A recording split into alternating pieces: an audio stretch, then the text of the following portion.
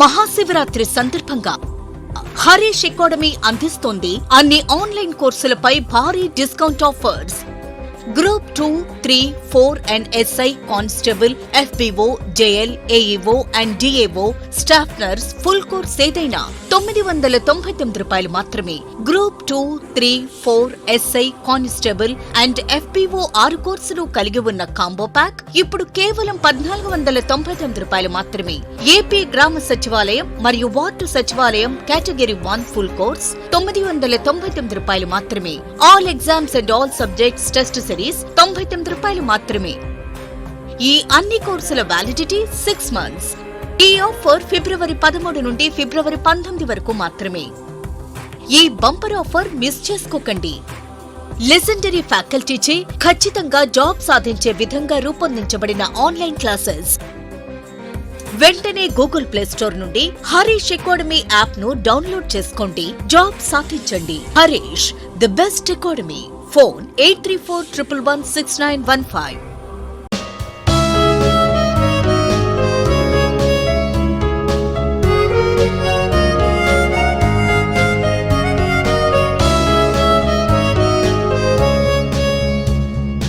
Harish, the best academy. Hi friends, welcome to Harish academy. ఈరోజు వార్తలు నిలిచిన జాతీయ, అంతర్జాతీయ, రాష్ట్రీయ అంశాల గురించి, వార్తలు నిలిచిన వ్యక్తులు, అవార్డులు, పుస్తకాలు, మరి క్రీడా సంబంధిత సమాచారం, ఒక్కొక్క అంశాన్ని వివరంగా తెలుసుకుందాం. ఈరోజు మన ఫస్ట్ టాపిక్ వచ్చేసి ఇటీవల తరచూ వార్తలు నిలుస్తున్న ఒక అంశం IITs, ఇండియన్ ఇన్స్టిట్యూట్ ఆఫ్ టెక్నాలజీస్కి సంబంధించి తరచూ ఏదో ఒక IIT వార్తలు నిలుస్తుంది. భారతదేశంలోనే అత్యుత్తమ సాంకేతిక విద్యను అందిస్తున్న IITలో ఒక IIT గాంధీనగర్ IIT ఈరోజు వార్తలు నిలిచింది. IIT గాంధీనగర్ అనగానే ఏ రాష్ట్రం గుర్తుకు రావాలి? గుజరాత్. సో గుజరాత్ రాష్ట్రంలోని IIT గాంధీనగర్. ఈ గాంధీనగర్ IITలో ఇటీవల ఒక స్పెషల్ చైర్ ఏర్పాటైంది. దేనికి సంబంధించి అంటే archaeological survey of India. Archaeology అంటే పాస్ట్, మన చరిత్రకి సంబంధించి. So archaeological survey of India వారి ఆధ్వర్యంలో ఒక స్పెషల్ ఆర్కియాలజికల్ చైర్ ఇటీవల ఎక్కడ ఏర్పాటు చేశారంటే IIT గాంధీనగర్ ప్రెమిసెస్లో. ఈ చైర్ అంటే ఈ బ్రాంచ్ చరిత్రకి సంబంధించి అధ్యయనం కోసం ఉద్దేశించబడిన ఈ చైర్ యొక్క ఉద్దేశం, ఈ సంస్థ, ఈ బ్రాంచ్ యొక్క ఉద్దేశం ఏంటంటే చరిత్రను అధ్యయనం చేయడం. ఏ చరిత్రను? ఇండస్ వ్యాలీ సివిలైజేషన్, సింధు నాగరికతకి సంబంధించిన చరిత్రను అధ్యయనం చేయడానికి ఒక స్పెషల్ చైర్ని ఇటీవల ఆర్కియాలజికల్ సర్వే ఆఫ్ ఇండియా వారు ఏ IITలో ఏర్పాటు చేశారంటే IIT గాంధీనగర్ అని గుర్తుంచుకోండి. మనకు సింధు నాగరికత అనగానే సింధు నాగరికతను, గుజరాత్ని కలిపి చూడండి, మీకు ఒక ప్రాంతం మనకి కనబడుతూ ఉంటుంది. ఆ ప్రాంతం ఏంటి? గత సంవత్సరంన్నరగా రెగ్యులర్గా వార్తలు నిలుస్తున్న సింధు నాగరికత కాలం నాటి ఒక ప్రాంతం ధోలవీర మనకు గత సంవత్సరంన్నర కాలంగా ఎందుకు వార్తల్లోకి వస్తుంది? యునెస్కో వారు భారతదేశంలో గుర్తించిన వరల్డ్ హెరిటేజ్ సైట్స్ ఏవైతే ఉంటాయో అందులో చివరిగా 40th వరల్డ్ హెరిటేజ్ సైట్ ఏంటి? ధోలవీర. ఎక్కడ ఉంది? గుజరాత్కి సంబంధించి ఆ ధోలవీర ప్రాంతము మరియు పరిసర ప్రాంతాలు ఒకప్పుడు మనకి ప్రత్యేకంగా నదీ పరివాహిక ప్రాంతం, సింధు నది మరియు సరస్వతి నది పరివాహిక ప్రాంతాలు ఏవైతే ఒకప్పుడు విలసిల్లినాయో ఆ ప్రాంతాలపైన అధ్యయనం చేయడానికి ఒక స్పెషల్ చైర్. ఏం లేదు, IIT గాంధీనగర్ ప్రెమిసెస్లో ఆర్కియాలజికల్ సర్వే ఆఫ్ ఇండియా వారు ఒక స్పెషల్ ఆర్కియాలజీ చైర్ని ఎస్టాబ్లిష్ చేశారు. దీని యొక్క ఉద్దేశం ఏంటంటే సింధు నాగరికత పైన అధ్యయనం చేయడం. దట్స్ ఇట్, గుర్తుంచుకోండి. ఇటీవల వార్తలు నిలిచిన IITs అన్నిటినీ కూడా గుర్తుంచుకోండి. ఖచ్చితంగా రానున్న పోటీ పరీక్షలో IITలపైన ప్రశ్న లేకుండా ప్రశ్నపత్రం ఉండదు. అందులో కూడా హైయెస్ట్ రెగ్యులర్గా వార్తలు నిలుస్తున్న IIT ఏదంటే IIT మద్రాస్. ఈరోజు మరొక IIT వార్తల్లోకి వచ్చింది. IIT ఇండోర్ ఒక దేశంతో కుదుర్చుకున్న ఒప్పందం. IIT Indore MOU with Ethiopia. MOU అంటే మెమరాండమ్ ఆఫ్ అండర్స్టాండింగ్, అంటే ఒప్పందం. ఈ ఒప్పందం యొక్క ఉద్దేశం ఏంటంటే ఇథియోపియాలో ఉండే యూనివర్సిటీస్ ఏవైతే ఉంటాయో వారి యొక్క లోకల్ యూనివర్సిటీస్ ఏవైతే ఉంటాయో, ఆ దేశంలోని యూనివర్సిటీస్ ఏవైతే ఉంటాయో ఆ యూనివర్సిటీస్లో టెక్నాలజీ సాంకేతికతను అందించడానికి మన భారతదేశంలోని ఒక ఐఐటి ఇండోర్ శాస్త్రవేత్తలు వారికి సహాయాన్ని అందిస్తారు. ఇందుకోసం వార్తలు నిలిచింది ఐఐటి ఇందోర్. ఐఐటి ఇందోర్ అంటే ఏ రాష్ట్రం గుర్తుకు రావాలి? మధ్యప్రదేశ్. గుర్తుంచుకోండి. ఇటీవల తరచూ ఏదో ఒక ఐఐటి ఏదో ఒక అంశంతో వార్తలు నిలుస్తూ ఉంది. ఒక వారంలో కనీసం 4 అంశాలను మనం ఐఐటీలకి సంబంధించి ప్రస్తావిస్తున్నాం. ముఖ్యంగా పోటీ పరీక్షలకు ప్రిపేర్ అవుతున్న అభ్యర్థులు సమాచారాన్ని తెలుసుకోవడం ఒక ఎత్తు అయితే, ఆ సమాచారానికి సంబంధించి ఇంటర్లింకింగ్ ఈజ్ ఇంపార్టెంట్. ఐఐటీస్ అని మీకు ప్రతి 2 రోజులకు ఒకసారి లేదా ప్రతిరోజు కూడా ఏదో ఒక టాపిక్ డిస్కస్ చేస్తున్నాను. సో ఈరోజు డిస్కస్ చేసిన టాపిక్ని మనం లాస్ట్ టైం డిస్కస్ చేసిన టాపిక్స్తో ఇంటర్లింక్ చేసుకోండి. ఒక నెలలో ఐఐటీస్ ఎన్నిసార్లు వార్తలు నిలుస్తున్నాయో చూడండి. కనీసం 10-15 సార్లు ఐఐటీకి సంబంధించి ఏదో ఒక అంశం వార్తలకు వస్తూ ఉంటుంది. సో అందుకోసం అభ్యర్థుల కోరిక మేరకు నేను జీవీకే స్టడీ సర్కిల్ యాప్ ఇప్పటివరకు ఇన్స్టాల్ చేసుకొని వారు ఎవరైనా ఉంటే ఇన్స్టాల్ చేసుకోండి. ఈ యాప్లో మీకు CA 360 అనే ఒక న్యూ కోర్స్ తీసుకొచ్చాను. ప్రతి వారం కూడా వీడియోస్ రూపంలో అందిస్తున్నాను. Topic of the month, topic of the year అని కొన్ని స్పెషల్ టాపిక్స్ పైన కూడా స్పెషల్ వీడియోస్ చేస్తున్నాను. దాంతోపాటు మీకు వీక్లీ PDF ఇస్తున్నాను, మంత్లీ కరెంట్ అఫైర్స్ మ్యాగజైన్ కూడా ఇస్తున్నాను. సో ఇందులో స్పెషాలిటీ ఏంటంటే పాలిటీకి సంబంధించిన అంశాలను ఒక దగ్గర, హిస్టరీకి సంబంధించిన అంశాలను ఒక దగ్గర, ఎకానమీ, ఎన్వైర్న్మెంట్, SNT అలా ప్రతి ఒక్క సబ్జెక్ట్ సంబంధించిన టాపిక్స్ ఏవైతే వార్తలు ఇస్తున్నాయో ఒక వారంలో వాటన్నిటిని ఏ టాపిక్ కింద ఆ టాపిక్ అన్ని ఒక దగ్గర చెప్పాం. ఐఐటీస్ అన్నాను అనుకోండి, ఈ వారంలో వార్తలు ఇచ్చిన ఐఐటీస్ అన్నీ ఒక దగ్గర మీకు కనబడుతూ ఉంటాయి. సో అలా ప్రిపేర్ అవ్వండి, మీకు ఖచ్చితంగా యూస్ఫుల్గా ఉంటుంది. డెమో వీడియోని చూడండి ఒకసారి, ఈ యాప్లో ఉంది, చూడొచ్చు మీరు. సో ఆ విధంగా ప్రిపరేషన్ కొనసాగించండి. అండ్ నెక్స్ట్ మనకు గడిచిన ఫిబ్రవరి 10వ తేదీ ప్రత్యేకంగా వార్తలు ఇచ్చింది. SNTకి సంబంధించి ఇస్రో వారు చేసిన ఒక ప్రయోగం SSLV, small satellite launch vehicle. SSLV అంటే ఏంటో నేర్చుకోండి ఫస్ట్. SSLV D2 అంటే సెకండ్ ప్రయోగం, స్మాల్ శాటిలైట్ లాంచ్ వెహికల్, చిన్న ఉపగ్రహాలను మోసుకెళ్లే ఒక వాహక నౌక అంటే రాకెట్. SSLV D2 ప్రయోగం విజయవంతమైంది. సో గడిచిన ఫిబ్రవరి 10వ తేదీన, మొన్న 2 days బ్యాక్. దీని యొక్క ప్రత్యేకత, యాక్చువల్గా ఇది second time successful. Last year August మాసంలో 2022 సంవత్సరం ఆగస్టు మాసంలో SSLV D1 ప్రయోగం విఫలమైంది. ఈరోజు ప్రయోగం విజయవంతమైంది. సో అలా చిన్న ఉపగ్రహాలను కోసం ఉద్దేశించబడిన ప్రత్యేక వాహక నౌక సక్సెస్ఫుల్తో వార్తలు ఇచ్చింది. ఇందులో ఇది ఎక్కడ మనకు ఏ రాకెట్ ప్రయోగం అయినా గుర్తుంచుకోండి, భారతదేశంలో ఎక్కడ జరుగుతుంది? షార్ కేంద్రం, తిరుపతి డిస్టిక్స్, కొత్త జిల్లాలు అయితేనేమో తిరుపతి డిస్టిక్, పాత జిల్లాలు అయితే నెల్లూరు. అక్కడ శ్రీహరికోట నుండి దీన్ని విజయవంతంగా ప్రయోగించారు, గుర్తుంచుకోండి. ఇందులో ఏ ఉపగ్రహాలు పంపించారంటే ఇది main satellite EOS 07, earth observatory satellite. Earth observatory అంటే భూ పర్యవేక్షక ఉపగ్రహం 07. ఇది పూర్తి స్వదేశీ పరిజ్ఞానంతో తయారు చేయబడిన ఉపగ్రహం ఇస్రోకి సంబంధించి. అండ్ సెకండ్ ఇంకొక స్వదేశీ ఉపగ్రహం ఆజాదీ శాట్ 2. ఆజాదీ శాట్ 2 కూడా స్వదేశీ పరిజ్ఞానంతో తయారు చేయబడిన ఉపగ్రహం, ఇది కూడా గుర్తుంచుకోండి. దీని స్పేస్ కిడ్స్ సంస్థ వారు తయారు చేశారు, స్పేస్ కిడ్స్ ఇండియా. నెక్స్ట్ వచ్చేసేసి జానస్ 1, ఇది అమెరికాకి సంబంధించిన ఉపగ్రహం. అంటారిస్ అనే ఒక సంస్థ వారు దీన్ని తయారు చేయడం జరిగింది, అంటారిస్ సంస్థ. సో ఇందులో మెయిన్ శాటిలైట్ అండ్ ఇవి సపోర్టింగ్ శాటిలైట్స్, వీటిని పంపించడం జరిగింది. SSLV D2 ప్రయోగం విజయవంతమని గుర్తుంచుకోండి, సరిపోతుంది. అండ్ దక్షిణాఫ్రికాలో విపత్తు అత్యయిక స్థితి అనే అంశం వార్తలు నిలిచింది. విపత్తు అత్యయిక స్థితి ముఖ్యంగా ఇంధన సామర్థ్యాన్ని మీట్ అవ్వలేక ప్రస్తుతం వారు ఎదుర్కొంటున్న ఇంధన సంక్షోభ పరిస్థితుల దృష్టిలో ఉంచుకొని దక్షిణాఫ్రికా ప్రభుత్వం అత్యయిక పరిస్థితిని విధించారు. దక్షిణాఫ్రికాను తీవ్ర విద్యుత్ సంక్షోభం ఇంధనం, ఎనర్జీ చుట్టుముట్టడంతో దేశంలో విపత్తు అత్యయిక స్థితి, స్టేట్ ఆఫ్ డిజాస్టర్ని ప్రకటిస్తున్నట్లు ఆ దేశ అధ్యక్షుడు సిరిల్ రామాఫోసా గారు గత గురువారం నాడు ప్రకటించారు. ఆసుపత్రులు, త్రాగునీటి సరఫరా వ్యవస్థలకు నిరంతరం విద్యుత్ సరఫరా ఇవ్వడం కోసం ఈ నిర్ణయాన్ని తీసుకోవడం జరిగింది. దక్షిణాఫ్రికాకు ఏకైక విద్యుత్ సరఫరా సంస్థ అయిన ఎస్కామ్ అనే ఒక సంస్థ దివాలా తీసింది ఇటీవల. అదే ఈ ఇంధన సంక్షోభానికి కారణం. పరిస్థితులు చక్కదిద్దే వరకు కూడా దక్షిణాఫ్రికాలో విపత్తు అత్యయిక స్థితిని విధించారు, గుర్తుంచుకోండి. స్టేట్ ఆఫ్ ఎనర్జీ ఎమర్జెన్సీ, గుర్తుంచుకోండి. ఇది దక్షిణాఫ్రికాకి సంబంధించి విద్యుత్ సంక్షోభం కారణంగా ఇటీవల ఎమర్జెన్సీని ఎదుర్కొంటూ వార్తలు నిలిచిన దేశం ఏదంటే సౌత్ ఆఫ్రికా. అండ్ నెక్స్ట్, గోవుల ఆలింగన దినోత్సవం పిలుపుని ఉపసంహరించారు. మనందరికీ తెలుసు February 14th దిస్ ఈ special day for some people. So February 14th Valentine's day అని మనందరం కూడా తెలిసిన విషయం, దానికోసం ఎవరు చెప్పాల్సిన అవసరం లేదు. కానీ February 14th రోజున మన చరిత్రలో చాలా వరకు కూడా కొన్ని జ్ఞాపకాలు మిగిలిపోయాయి, కొన్ని ఇప్పటికి కూడా వెంటాడుతున్న జ్ఞాపకాలు మనకు అమర జవాన్లకి సంబంధించి కానివ్వండి. అండ్ February 14th ప్రత్యేకంగా వ్యాలంటైన్స్ డేగా సెలబ్రేట్ చేసుకోవడం కాదు, అది యూజ్లెస్. దాని స్థానంలో గోవులను హగ్ చేసుకుంటూ ప్రత్యేకంగా సెలబ్రేట్ చేసుకోవాలని చెప్పేసి ఇటీవల పిలుపునిచ్చారు. ఏ శాఖ వారు?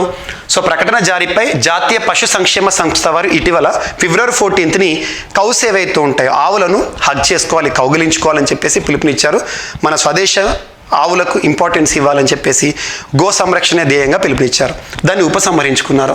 ప్రేమికుల దినోత్సవం అయిన February 14th గోవులను హత్తుకునే దినోత్సవంగా కౌ హగ్ డే నిర్వహించాలని పిలుపునిచ్చిన కేంద్ర పశుసంవర్ధక శాఖ పాడి శాఖ వారు ఎవరైతే ఉంటారో వారు ఇటీవల ఆ దినోత్సవాన్ని ఉపసంహరించుకున్నారు. హగ్ చేసుకోవాల్సిన అవసరం లేదు అని చెప్పేసి కారణాలు చాలా ఉన్నాయి. ఇటీవల సోషల్ మీడియాలో కౌ హగ్ డే అని చెప్పేసి పోస్ట్ చేయగానే చాలా వరకు కూడా మీమ్స్ కూడా క్రియేట్ అయ్యాయి. మీమ్స్ అటువంటివన్నీ దృష్టిలో ఉంచుకొని ఏదైనా నెగిటివ్ ఇంపాక్ట్ కూడా చూపించే అవకాశం ఉంటుందని చెప్పేసి కౌ హగ్ డేని విత్డ్రా చేసుకున్నారు ఈ సంబంధిత శాఖ వారు. జస్ట్ గుర్తుంచుకోండి. అండ్ ఖండాంతర క్షిపణిని ప్రయోగించిన అగ్రరాజ్యం ఇటీవల అమెరికా ఎదుర్కొంటున్న పరిస్థితులను దృష్టిలో ఉంచుకొని కాంటినెంటల్ బ్యాలిస్టిక్ మిజైల్ ఏదైతే ఉంటుందో ఇటీవల లాంచ్ చేశారు. అంటే ఖండాలను సైతం దాటే మిసైల్. దాని గురించి చూద్దాము.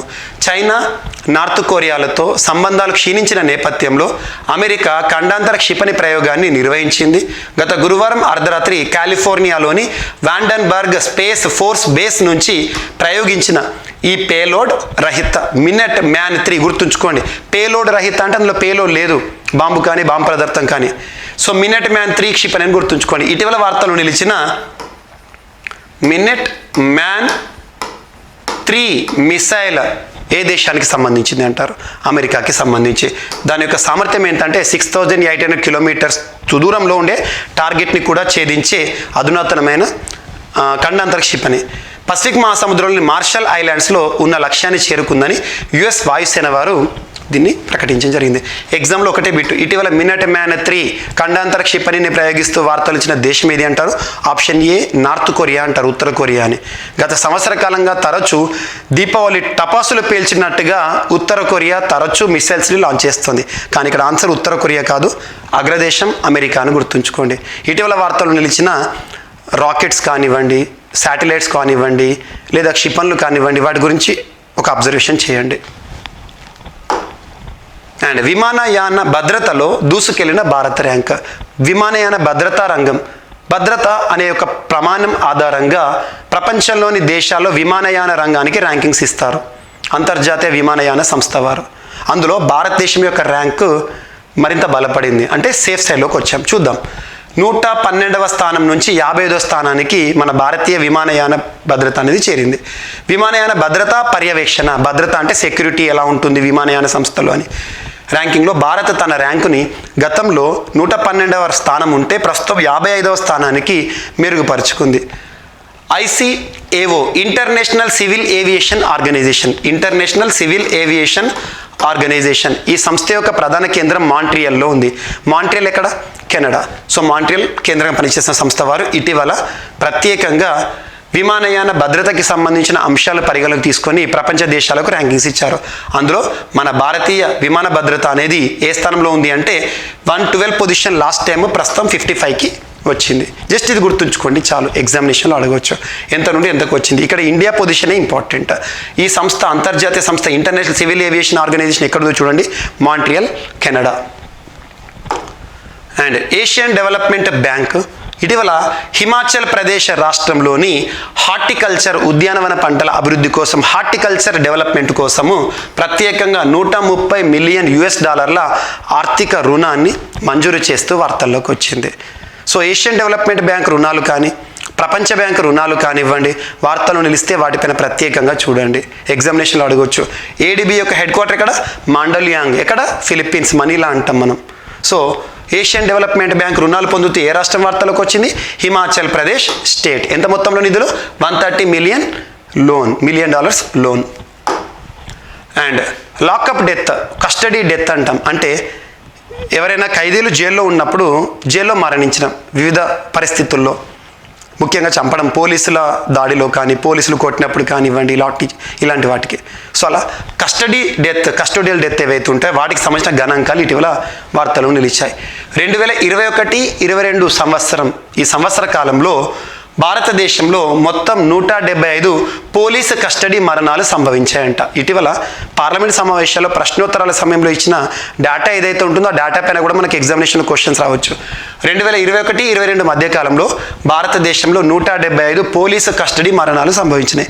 అత్యధికంగా లాకప్స్లో, పోలీస్ కస్టడీలో, పోలీసుల నిర్బంధంలో చనిపోతున్న సంఖ్య అత్యధికంగా ఏ రాష్ట్రంలో ఉందట? ఫస్ట్ పొజిషన్ అంటే 30 మహారాష్ట్ర. ఇందులో 30 మహారాష్ట్రలో సంభవించినాయి. నెక్స్ట్ గుజరాత్లో 24, నెక్స్ట్ రాజస్థాన్లో 13. సో ఇవి గుర్తుంచుకోండి టాప్ 3. ఇక గతంలో చూస్తే 2020-21 గాను ఈ సంఖ్య పోలీస్ కస్టడీ డెత్స్ 100 ఉండే. 2019-20లో 112, 2018-19లో 136, 2017-18లో 146.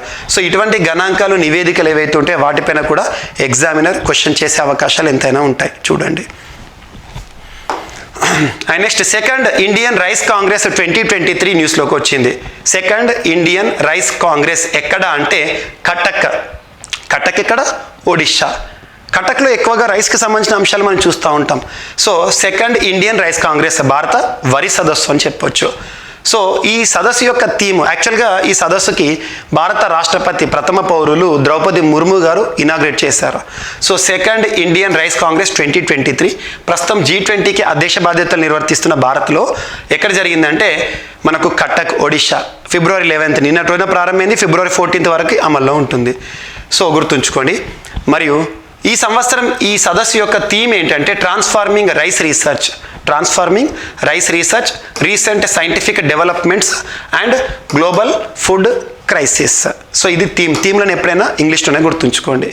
ట్రాన్స్లేషన్స్లో రకరకాలుగా అర్థాలు వస్తాయి, వాటిని చదువుకోకండి. థీమ్స్ని పోటీ పరీక్షలకు ప్రిపేర్ అవుతున్న ప్రతి ఒక్క అభ్యర్థి అది ఏ భాషలో థీమ్ ఉందో అదే భాష గుర్తుంచుకోండి.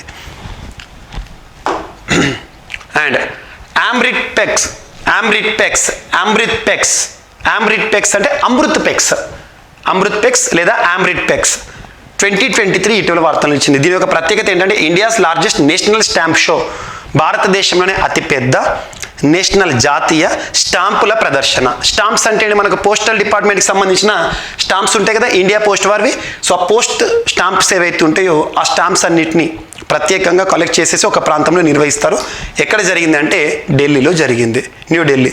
సో ఇటీవల వార్తలు ఇచ్చిన అమృత్ పెక్స్ 2023 దేనికి సంబంధించి అంటే it is India's largest national stamp show అని గుర్తుంచుకోండి. వేదిక న్యూఢిల్లీ. అండ్ నెక్స్ట్ ఇటీవల వార్తలు నిలిచిన వ్యక్తుల విషయానికి వస్తే బచారచ్ వార్తలు ఇచ్చారు. బచారక్ లేదా బచారచ్, ఇతను Oscar winning composer, music director అని గుర్తుంచుకునే ప్రముఖ కంపోజర్. ఆస్కార్ని గెలుచుకున్నారు 3 సార్లు.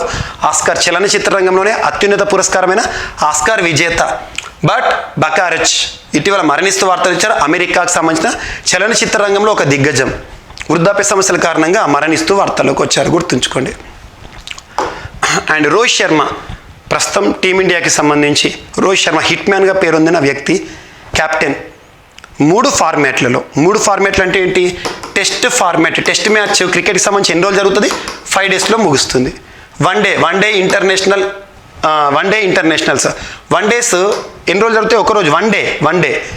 ఇరు జట్లు 50 ఓవర్లు ఆడతాయి. T20 ఇంటర్నేషనల్ T20 ఇరు జట్లు కూడా 20 ఓవర్స్ ఆడతారు. సో అటువంటిది ఈ 3 ఫార్మాట్లలో 3 formats, test format, 1 day format, T20 format, 3 ఫార్మాట్లలో కూడా యాజ్ ఎ కెప్టెన్గా విధులు నిర్వర్తిస్తూ కెప్టెన్గా 3 ఫార్మాట్లలో సెంచరీ చేసిన మొట్టమొదటి ఏకైక ఇండియన్ బ్యాట్స్మన్గా హిట్ మ్యాన్ రోహిత్ శర్మ చరిత్రలో నిలిచారు. As a captain he has scored century in all 3 formats. ఆ సెంటెన్స్ గుర్తుంచుకోండి. సో ఇది ఎందుకంటే ఇటీవల టెస్ట్ మ్యాచ్ ప్రస్తుతం ఇటీవల ముగిసింది నిన్నటి రోజున test match border Gavaskar trophy. Border Gavaskar trophy అనేది ఏ 2 జట్ల మధ్య జరుగుతుంది టెస్ట్ మ్యాచ్ అంటే India Australia. So India Australia మధ్య మొదటి టెస్ట్ ముగిసింది కదా. మొదటి టెస్ట్లో టీమిండియా ఇన్నింగ్స్ విక్టరీతో గెలిచింది. అందులో ఇతని సెంచరీ కూడా కారణంగా చెప్పుకోవచ్చు. సో 3 ఫార్మాట్లలో యాజ్ ఎ కెప్టెన్గా సెంచరీని నమోదు చేసిన మొట్టమొదటి బ్యాట్స్మెన్గా, ప్రస్తుతం ఏకైక బ్యాట్స్మెన్గా మన ఇండియాకి సంబంధించి రోహిత్ శర్మ ఒక రికార్డుతో చరిత్రలో నిలిచాడు. సో ఇవి ఫ్రెండ్స్ ఈరోజు వార్తలు నిలిచిన అంశాలు. ఒకసారి ర్యాపిడ్గా చూస్తే ఆర్కియాలజికల్ సర్వే ఆఫ్ ఇండియా వారి archaeology chair at IIT Gandhinagar అనే అంశం. ఐఐటి ఇండోర్ ఇథియోపియా దేశంతో కుదుర్చుకున్న ఒప్పందం. అండ్ SSLV D2 ప్రయోగం విజయవంతం. స్మాల్ శాటిలైట్ లాంచ్ వెహికల్ ప్రయోగం విజయవంతం.